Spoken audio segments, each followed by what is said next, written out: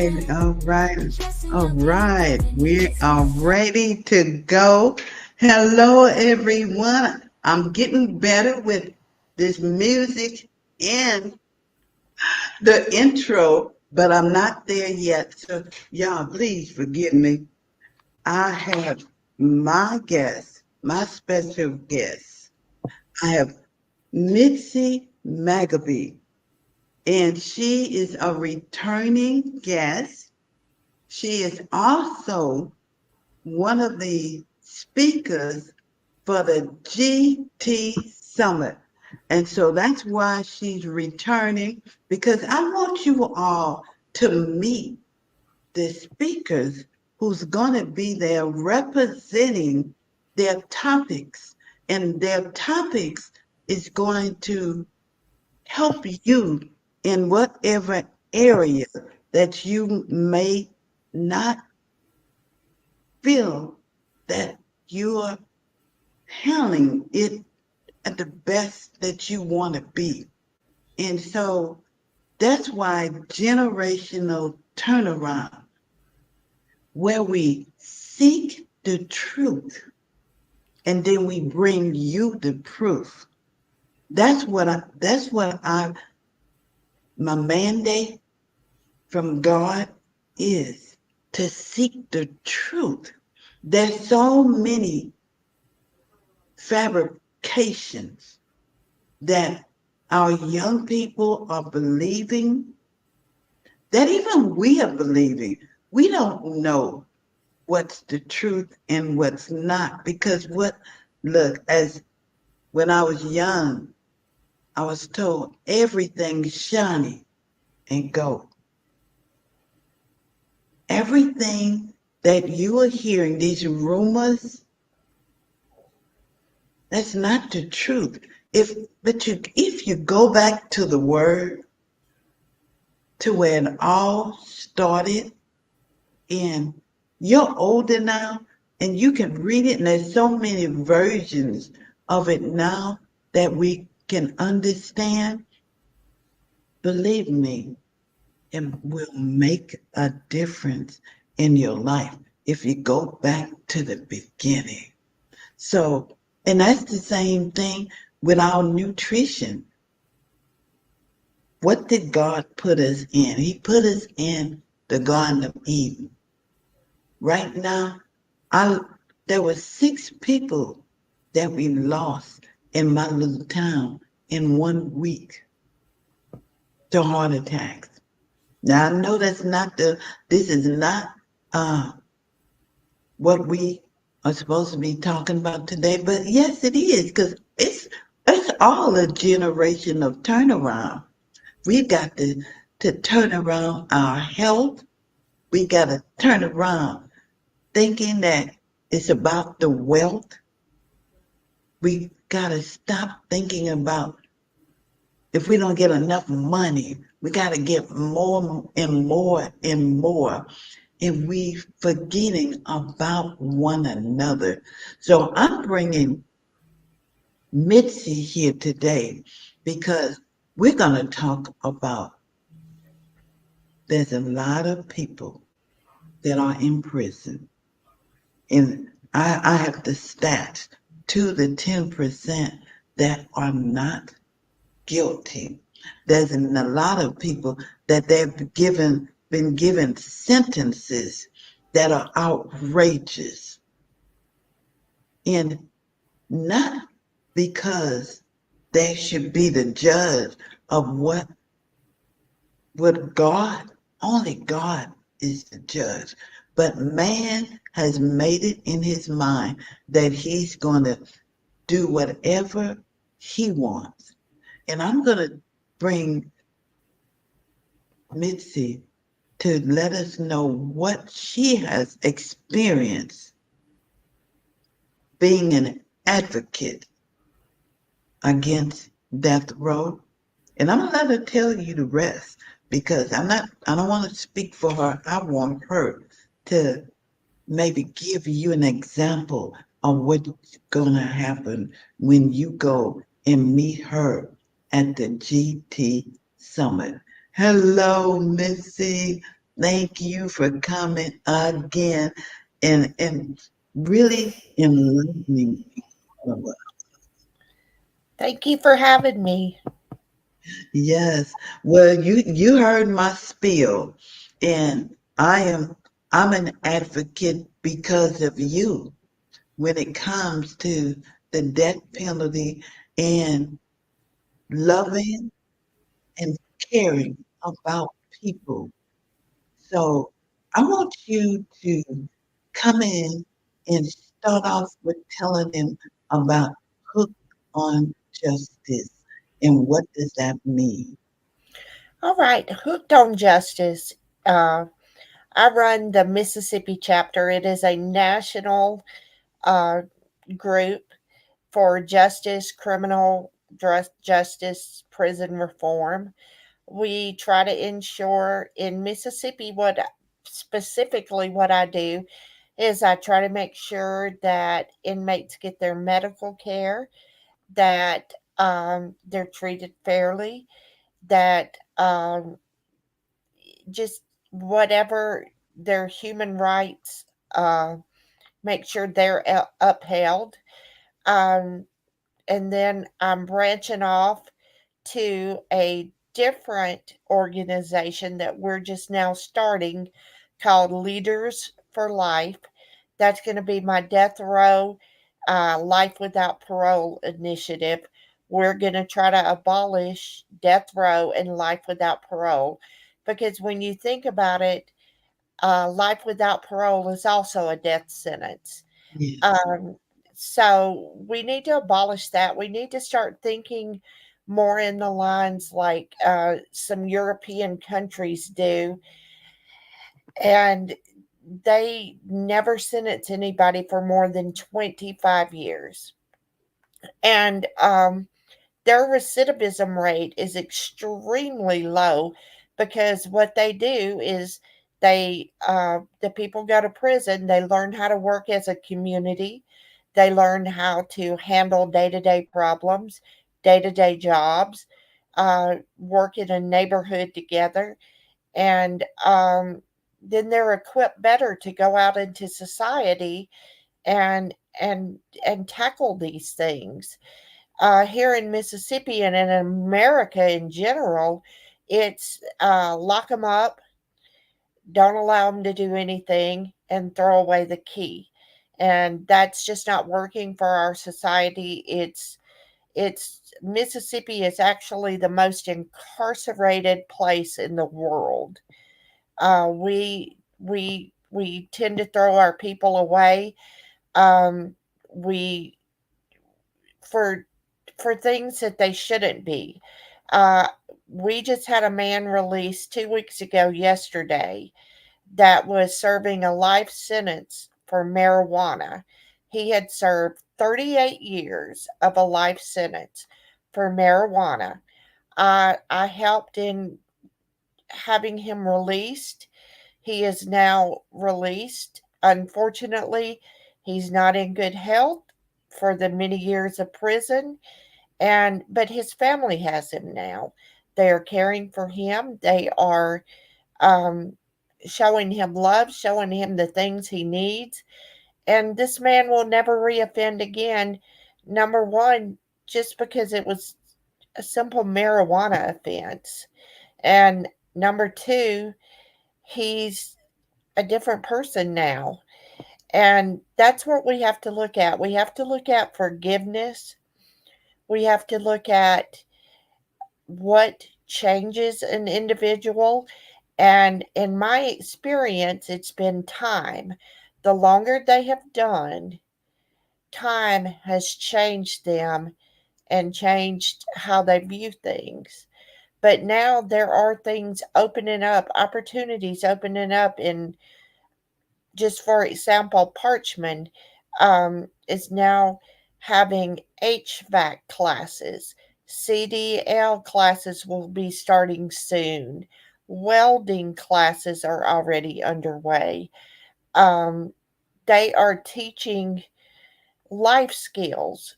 Um, they can also go to academic college if they like to go that way. They have trade schools. and they have academic schools. And you can get a 4 year degree, you can get a master's degree, you can get a 2 year degree, or you can go to a trade school and get your certificates. They have forklift certificates. They, like I said, welding, HVAC, auto body, auto shop, machine repair. It's so many. It's things are starting to open up. Now, we're still in trouble with some of our prisons, treating our people badly, but I think together, if we all come together, then we can make a definite change. I work closely with the administration to try to ensure these men and women um, have their constitutional rights upheld, and that they're treated like the human beings they deserve to be treated as. My God. Okay, I gotta stop you right there, Mitzi. My God. Now, now that sounds like the Department of Corrections. It does. Yes, that is where men and women who go into the system, instead of being treated like a number, they're treated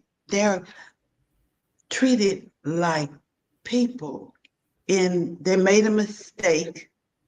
Now, instead of sending them back out into the world the same way as they came in, or even more bitter, now they have the opportunity to get better.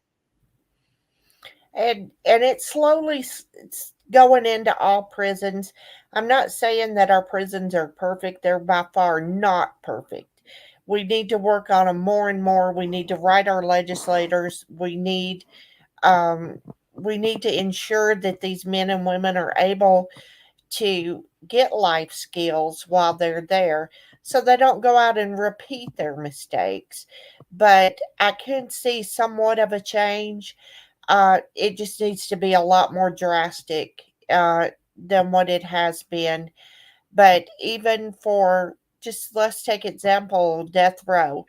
Death row used to spend 23 hours a day in their cells, locked down, never allowed out, um, not allowed to interact or anything.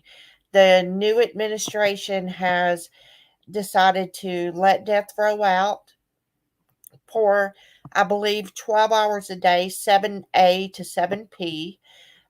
They take music classes, they take writing classes, they take life skill classes, they take Bible classes, they are allowed to play sports. They have a play coming up in May, with their take on the death penalty, in a Wizard of Oz kind of scenario that they're writing. They're actively writing their own play. They they they did a talent show not too long ago that I was honored to attend. They're very talented. They they possess talents that nobody would ever know if they were locked behind a door 23 hours a day, and now they're being allowed to blossom. I was just there last Friday and they were digging their garden. They will have a full vegetable garden this year, just like last year. And they were out there digging their garden and getting ready to plant their vegetable garden. And it's just amazing to see, and it's amazing to see this kind of, I guess you would call it an experiment, to see if death row is able to function outside of their cells, which they have passed 100% so far. So, is there any that are protesting this? uh, Protesting them being out. Yes, the Yes. changes that has been made at parchment. Is it being Yes, protested?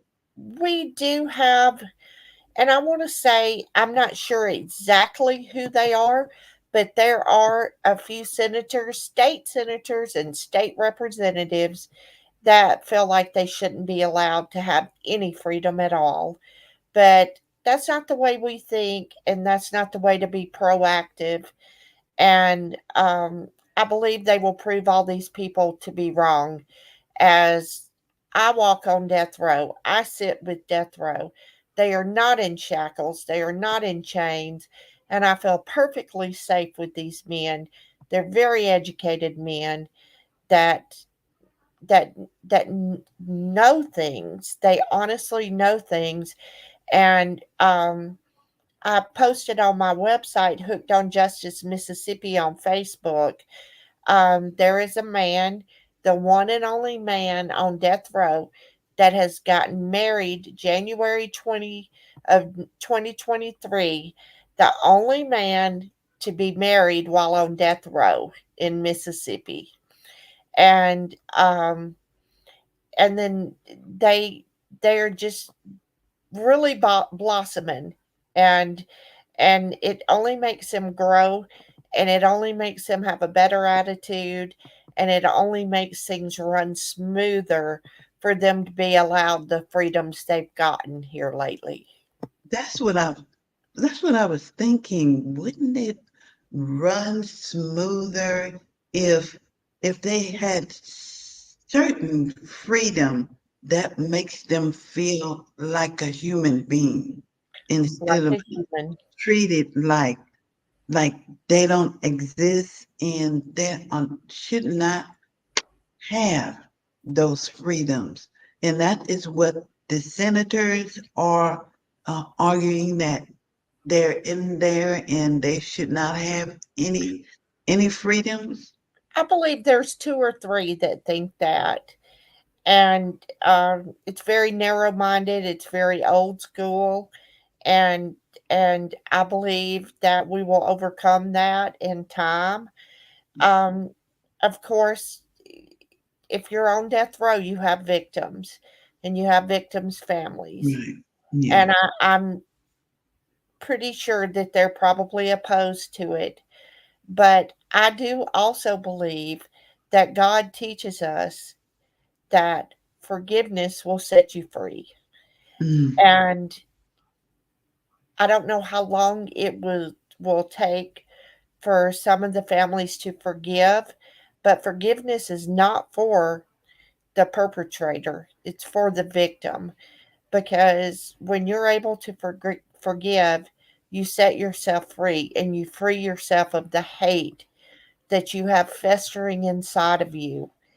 And it does nobody any good. Um, Hating somebody and wanting revenge accomplishes nothing. It brings nobody back that has died. It it just makes you a bitter person. And while I sympathize deeply with the victims' families, and I can't even imagine how they feel, I do believe if there's some sort of forgiveness there, that it will set them free and help them to feel better. And have you met anyone that is a victim and you had to have a conversation with about what you are doing to help those incarcerated? I Have you haven't been challenged, rather? I haven't yet. I know that they're talking about having a groundbreaking kind of initiative at Parchman to bring in victims to meet with the perpetrators, to um, to sort things out, to hear each other's side of the story, to heal each other. I think that will be a good idea. Of course, there will be, you know, things that I don't know of, psychologists involved and everything, but I did hear talk that they might try to do that. And I think it would be only for the good, even if the victims just wanted to let the people know, let the perpetrators know just how bad they've hurt them. And I think it will help the perpetrators to see that they didn't just do something and not hurt anybody, that there were people hurt in that. I think it goes both ways. I think it Yeah. goes a forgiveness way, and for the perpetrators, it helps them see that there are humans involved. You're right. And we had a generation of turnaround with the actions of, well, I'm going to say parchment, because that's where everything is changed. All the change that has been done has been at parchment, right? It seems to have been the most change done there. They're offering, like I said, all those classes, and Yeah. not only that, but they're having sports teams, which teaches you how to get along with each other and you have Mm-hmm. to work together. They have a Mm-hmm. boxing team.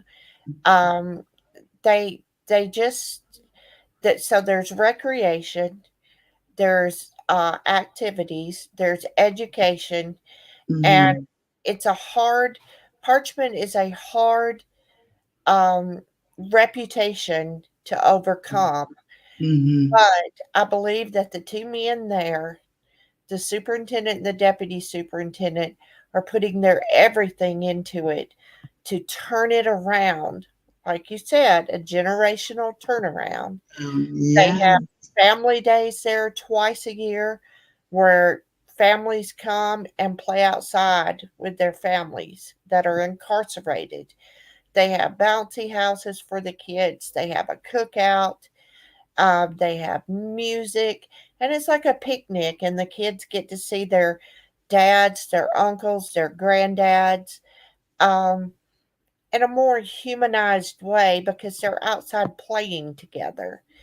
And I believe that these actions that the two men that are in charge are taking will make a turnaround for the men Mm-hmm. that are incarcerated for when they actually walk out of the gate, they'll have Mm-hmm. the tools to face whatever life throws at them and to handle it without going back to the life they lived before.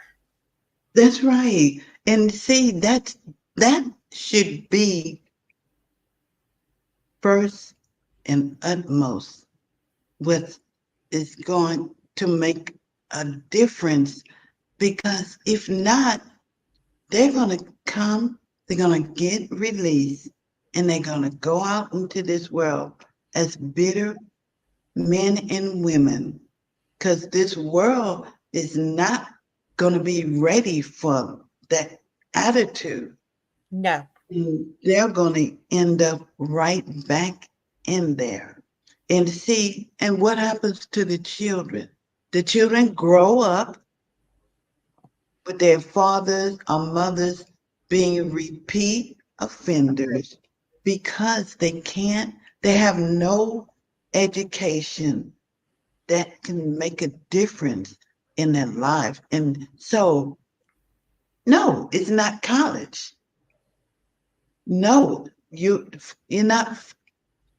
But look what it will do for these men and women. They're coming out of there with certifications that they didn't go in there with. correct. So And I believe us as the public have got to push the legislators of Mississippi to make this possible at all the prisons and to yeah. make it a reality and make it standard operating procedure that Mm-hmm. when somebody comes in, you sign them up for some sort of class, some Mm-hmm. sort of skill, something like that, because Mm-hmm. They need that because we don't want drug dealers Mm-hmm. going back out to be drug dealers. We Right. want drug dealers to come in and decide that they can do something else. So they need to take some kind of trade class, some kind of college course, anything but Mm-hmm. going back out to be a drug dealer again. They've got to be able to get a skill, some sort of skill set. Yes. Yeah. And everybody that's watching right now, you have a loved one that can possibly, I don't know, it's we know we're speaking of parchment right now, but I'm sure that's not the only correctional facility that's going through this, right, Mitzi? It's not. I know I talked to the superintendents at the other main facilities, and I realized that now I've realized that Greene County, which is also called Southern Mississippi Correctional Institution, is trying to implement this. They have been implementing sports classes Mm-hmm. and on a smaller scale now, but they're building up to it. And I'm hoping that Rankin County Central Mississippi Correctional Facility, they've got a few things going also, and I hope that they'll all ramp up and do Mm-hmm. what our people need us to do. But uh, I think we're moving in the right direction with that. But I think another critical issue that we need to address in Mississippi is the older disabled people that we have in prison on life sentences that are not ever going to get out, and um, they're not allowed to get out. But I literally have some people that are dying. They're dying, and I cannot get them out of prison because of their charges. Um, Mm-hmm. their murder or something violent like that. But literally, these people can't lift their head off a bed. So we're costing the state so much money to Mm-hmm. keep these people in prison and to lay in a hospital bed in prison and Mm-hmm. have nurses and doctors take care of them when we could let their families take care of them Right. and they're not any kind of harm to society at all because they can't even stand. And I think Mm-hmm. that's something that we're going to have to push the legislators to see, that we have to end life sentences. And And we have to well, end it. that's their life anyway. They've already given their life. They've given their life. They've So paid their debt. they paid the debt to society. And so why keep them there? Let them die with dignity. Well, Let man, them die with dignity. and so these everybody that's watching here, what do they need to do to make sure the prison in their town, state, or wherever take up the same that Parchment did? Do the same thing in order to get all of that activity in that prison. I would suggest people to write uh, the Commissioner Burl Kane in Jackson, Mississippi, and let him know that you like what's happening at Parchment and you'd like to see it in every facility statewide. Mhm. And because he is the man that can make it happen. I would also like to suggest to people to write their legislators and let them know that we do not want dying people in our prisons. We want people that are dying, uh, or people that have served exorbitant amount of times, 30, 40, 50 years, Mhm. to be able to go home, to go what's left of home. Yeah. And we have to get very closely involved with this. And we also need people to get on board with us. When I'll get my leaders for life going up by our summit, and I'll be signing people up to for petitions to end death row, end the death penalty, end life without parole sentences. It costs our state a ton of money. There's no deterrent to crime to it, and we can rehabilitate these people. It doesn't need to be a lost cause. No soul is a lost cause. And so you're telling those with family members that are in prison that the state has said, well, we've got them here. They're not going to be changed. There's nothing. We just they're just waiting out time. And people on the outside is believing that. And so they've given up on their loved ones until they get out. What what would you say about giving up on your loved ones that's in prison who is going to get out? Never give up on your loved ones inside, even if they do not have a date to get out. Always keep the faith. God can turn the key. God can turn the key. God can put it on men's hearts to change laws, to help us to see that no soul is a lost soul. When you put people in prison and tell them they'll never get out, not ever get out, then what you're doing is you're giving them no reason to be good. You're causing more chaos and more violence because they go to prison with the mindset, well, I'm never getting out of here anyway, so I'm going to do this, I'm going to do that, and I'm going to do that, and I'm going to be as bad as I can because guess what? They've told me I'll never see the light of day again. But when you give people hope, when you give them hope and you tell them, if you accomplish this, and you accomplish this, and you accomplish this. When you accomplish these things I've set forth to you, then we will look at you going home to be with your family. That gives people hope, and that makes people want to do better. And that's no different than for us on the outside.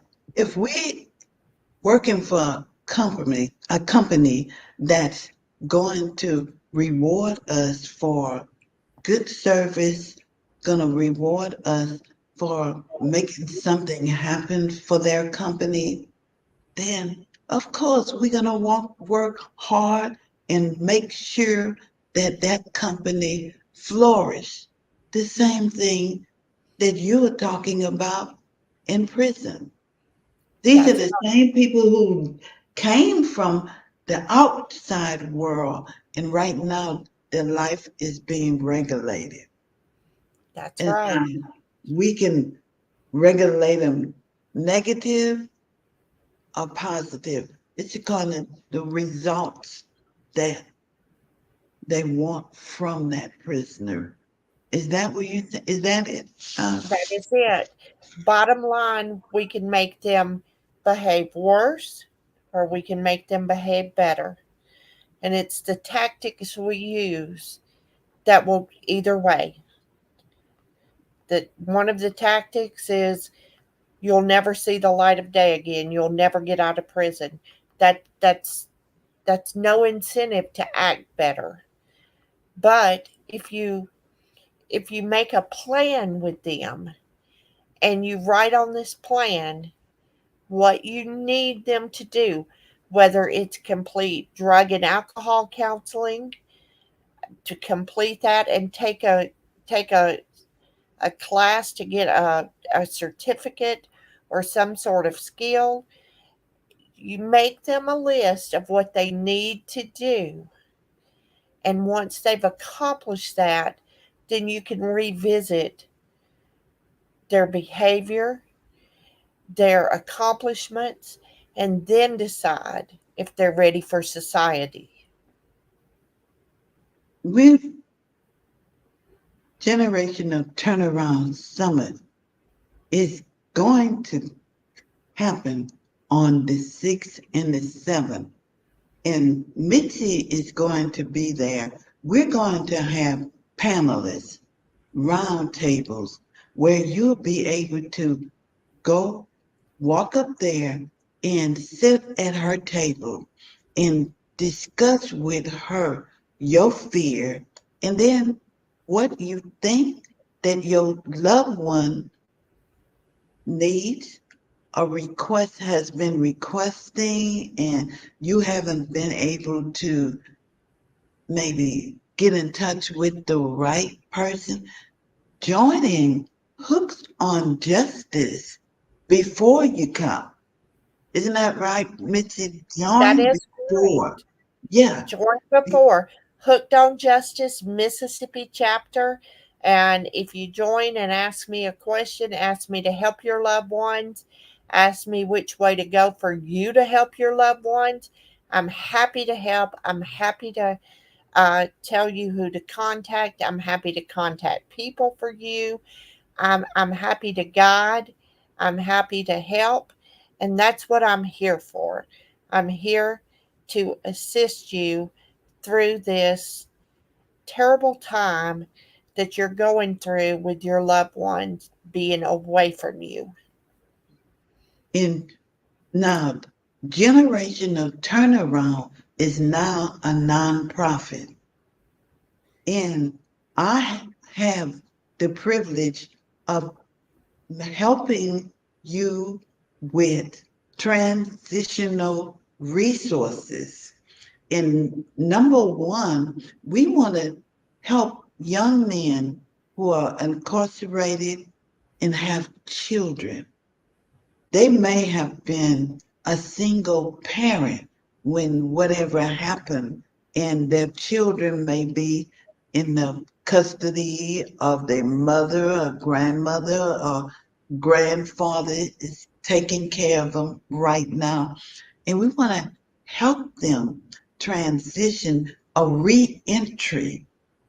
So I'm working on transitional housing where Nice. they get out of prison, have an address. Because even for us out here, if you don't have an address and you're applying for a job, they want you to have an address. They do. You got to have uh, identification of who you are. You've got to You got driver's license, social security card. You need food. You need clothing. You need to be presentable when you go to apply for a job. So all that's transitional resources. And I'm gonna ask Mitzi to join me as finding different resources that I can have in place for when these young men, and I chose young men because there's a lot of resources for single mothers. A lot, but And you none don't, for men. yes, you don't even hear that in conversation Not about at all. a single father that incarcerated for whatever the reason, but he is coming home and he needs to have this in place. So that is why I'm asking anyone out there who wants to involved, don't have time to get involved, but want to finance to be a financial blessings to Mitzi and Hook on Justice or to myself, with generational turnaround. Mitzi, how can they get in touch with you? Oh, Um, oh, you can go to Facebook, Hooked on Justice Mississippi chapter. You can email me at mitzimag@yahoo.com, or you can call me at 662-633-1542. one more time, the phone number. Call me or text me. I do both. Yes. 662-633-1542. Okay. Now, Mitzi, I'm going to take a minute and I'm going to give y'all the Eventbrite number for this summit, for the GT summit. So I'm gonna let you we're gonna take a 30 minutes so that I can uh, play this so that you will be able to get in touch with us. Okay, now y'all know how I am when it comes to this, but I'm gonna make it happen.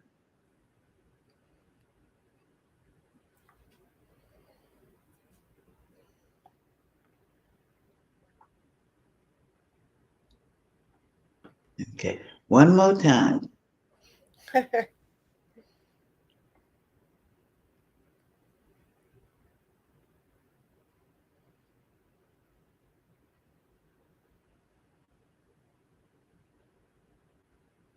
All right, that's it. It's Eventbrite GT Summit.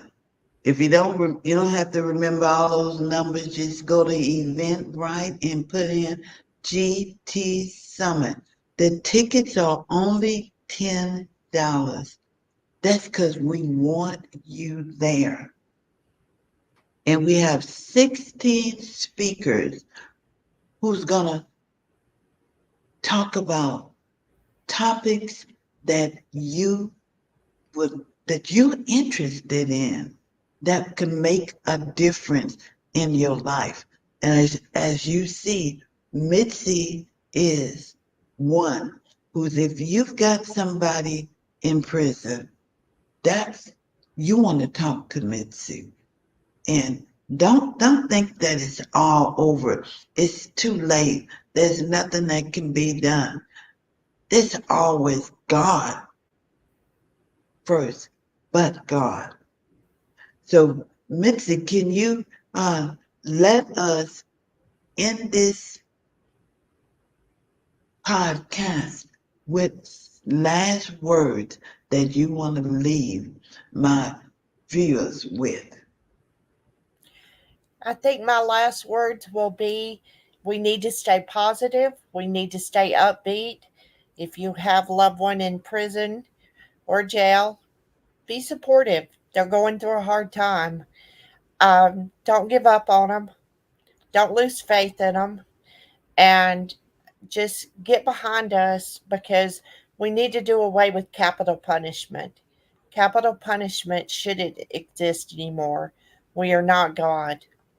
The state of Mississippi is not God. We do not have the right to tell somebody when their life is going to end. And I hope to see everybody at the summit, and I'll be there and answer any questions. I'll answer any questions you text me with or call me with or get on my Facebook page with. I'm happy to help. Thank you, Mitzi. I pray that today is better than yesterday, but not as good as tomorrow. I pray that tomorrow will bring forth a double helping of blessing in the form of opportunity that we never saw coming. Thank you all. Thank And you. good night. And I'm going to, you know what I'm going to do? I'm going to let this Eventbrite go one more time while me and Mitzi, have a couple minutes with each other. Okay. Here it comes, you all. And listen to my theme song, okay? It's Yeah, a good one. this my theme song. Creating a community where we all can take a stand. Neighborhood gatherings where connections are made. Community where support won't fade. Communication channels for neighbors to share. Resources and information for the young people gain the newly released, seeking knowledge from the others, and they take time and explain. Explain.